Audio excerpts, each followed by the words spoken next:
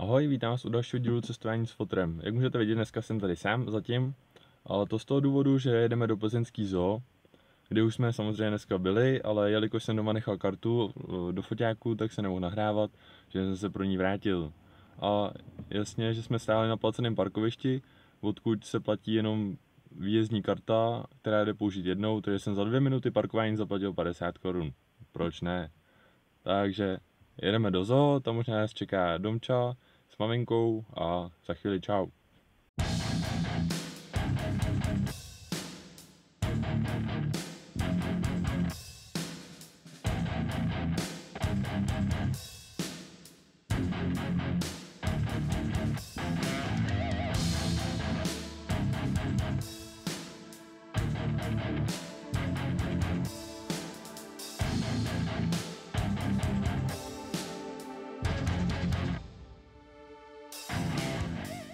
Takže jsme dorazili na parkoviště k zoo a jdeme se podívat dovnitř.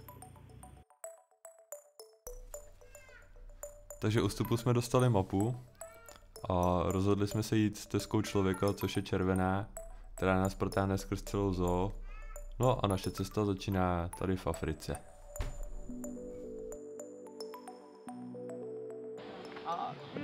Domčo se nám probudil a je natěšený na Afriku. Schrupnul si během mý cesty pro kartu, aby se mohli točit a fotit. Dej papa.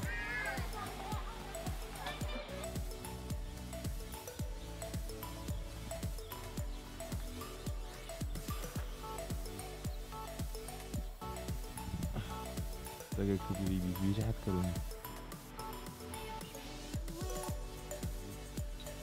Nějaký vykolený si z toho. Takže teď jsme u výběhu žiraf a mají tady nějakou novou funkci a to je selfie se žirafou. Takže to vyzkoušíme podle návodu a uvidíme, co z toho vznikne. Tady na tu placku se postavíme, uděláme selfiečko a oni nám pošlou selfie se žirafou na maila.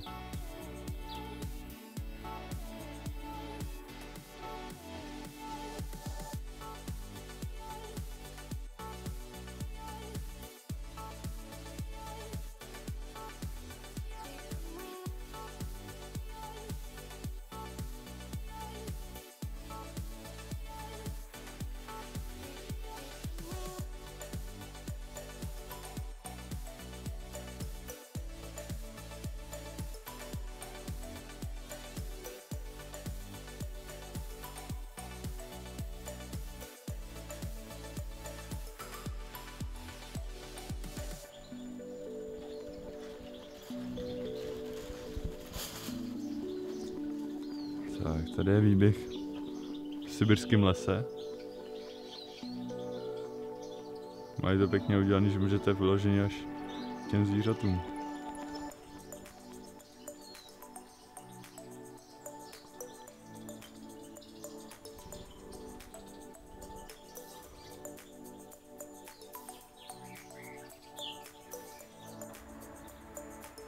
Tady v plzeňský zoo máme medvědy celebrity z Večerníčku. Z Večerníčku Méďové. Honza, Kuba s Matějem.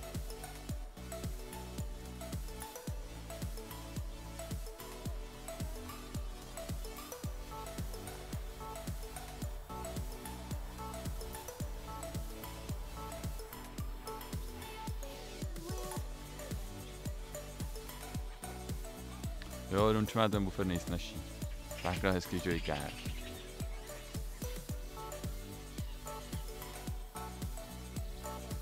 Takhle koušej.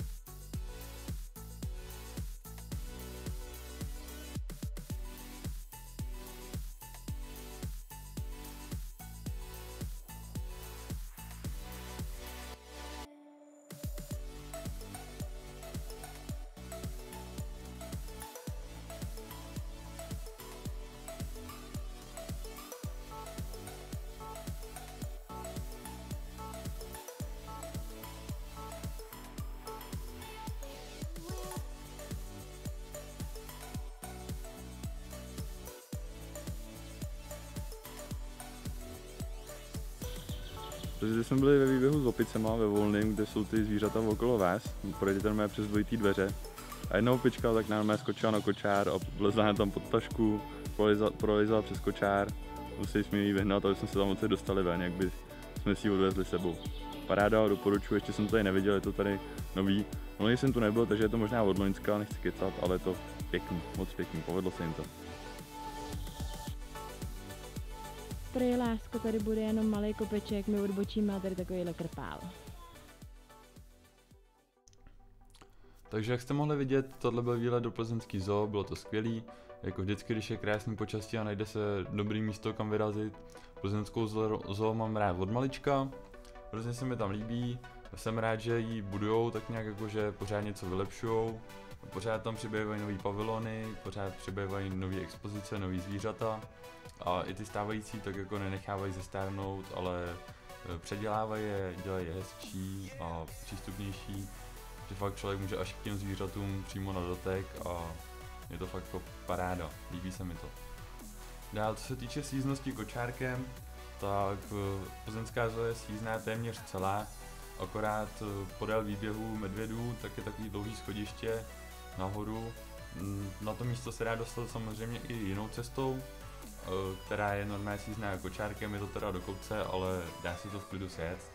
Mohli jste taky vidět ve videu tu cestu, kde vlastně jsem já nahoře s kočárkem a tak nějak Martina to nezvládala, nebo ne nezvládala, ale psychicky spíš.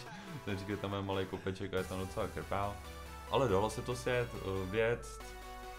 A co se týče těch schodů, tak podél těch schodů jsou okraj nějaký cedule, kde je psáno o tuším indiánech a nějaký době kamenej a tak, a jsou tam nějaký figuríny vystavený. A nahoře na tom kopci jediné, o co byste přišli, kdybyste tam nešli, tak jsou tam postavený budovy z hlíny a ze slámy, takový nějaký pravěký jako baráky, nevím co to je přesně. A pak je tam výběh s vlkama. My jsme tam teda došli tou optikou, protože jsem chtěl vidět vlky, který jsem viděl, ale on tak jako z dálky za křemín tam byli schovaný, moc nevylejzali. Bylo horko, bylo sluníčko, se jim ani nedivím, že byli schovaný. My jsme byli taky tak nějak docela vyřízený z toho sluníčka. Malej byl nadšený, tomu se to líbilo, o tom žádná. Takže za mě je ideální typ na výlet, plzeňská zoo. Součástí zoo je samozřejmě i dinopark, do kterého je teda vstup samostatně, ale dá se to projít obojí najednou jako jeden okruh. A my jsme tam teda nebyli, protože Domča ještě malej na dinopark a nic by z toho moc neměl. Do té zoo jsme chtěli i my, takže jako to je tak na příští rok ten dinopark, až bude Domča větší a projde si to, něco z toho bude mít. To, co se týče jídla, tak plzeňská zoo je na to celkem v pohodě, protože je tam několik míst, kde se dá najíst. Je tam i restauračka, kde mají jako vyloženě lepší jídla. Není to jenom párek rohlíků a smažák, ale normálně plnohodnotný oběd.